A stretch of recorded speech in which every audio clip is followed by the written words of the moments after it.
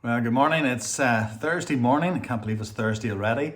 It's Thursday morning, and we're looking at this passage from Mark chapter 6, verses 30 to 44. And really, this morning we're going to be looking at from verse 39 on, because yesterday, if you were with us, you know we looked at the idea of the disciples going, well, Jesus, we don't have anything. And Jesus said, well, go and see what you do have, because he knew that that wasn't quite true, that they hadn't checked to see if everybody had what they needed to have.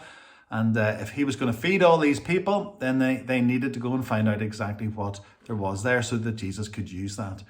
Now, we do believe Jesus could probably have fed them regardless, because we know that in the wilderness, when the children of Israel were making their way through the wilderness, they needed food, and God provided the manna, which came from out of thin air, basically, and the quail that arrived every day as well, in this sense of God providing from, well, not from what there already was, getting tongue-tied, but providing from his bounty, providing from his goodness, providing from his own personal resources. So Jesus, could have fed them anyway, but he wanted to use what they already have. And so they bring back these 5 loaves and these two fish. And Jesus takes them, and we read then from verse 39, and then he commanded them all to sit down in groups on the green grass.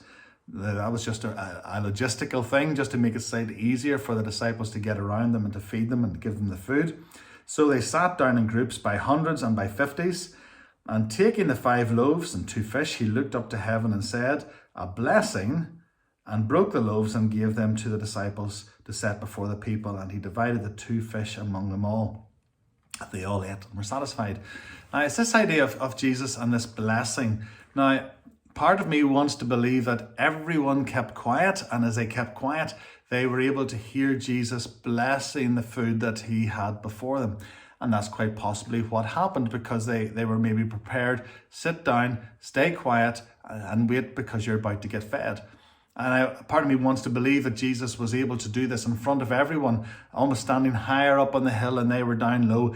Now remember, it's getting dark at this stage, and there's a sense of maybe you could hear the evening sounds, etc., going on around them. But Jesus makes sure that he is seen, or at least witnessed by his disciples, as blessing the bread. Now, what was this blessing? Now, I don't know, because we have a rough idea of what it might be, because the Jews had a prayer that they would have used at table, and very often when they would have sat down together, this prayer would have been a typical prayer that was said. Maybe as you sit at home and you give thanks for your food, I'm guessing some of you say the same prayer every night, and that's fine as long as you mean it. But maybe some of you just pray as the Lord by his Spirit inspires you. Excuse me. But I want to read for you a prayer that would have been the typical prayer that was prayed in Judaism at tables. The prayer goes, "Praise be to you, O Lord our God, King of the world, who makes bread to come from the earth and who provides for all that you have created." This wonderful prayer that Jesus most likely would have prayed, because they would have recognized it, and they would have been able to attach the prayer then to the miracle that they were about to see. This idea of the bread coming from the earth. Jesus multiplied what had been given to him, and he was able then to feed the people. And it's wonderful when you think about it, because this is Jesus testifying to God's goodness, and then being God for them by performing this miracle that only God could do. And it's this wonderful picture of Jesus being prepared to do the right thing, which was testify to God's goodness, to give God thanks at the start of a meal, so that the people could see and hear, but also attach it to what God was doing and God's wonderful providence in providing for us, his children. And there's also this beautiful picture as well, if you think about it, as we're going to celebrate the sacrament of the Lord's Supper this coming Sunday, this idea of Jesus breaking the bread and then giving it to the disciples to disperse among the people.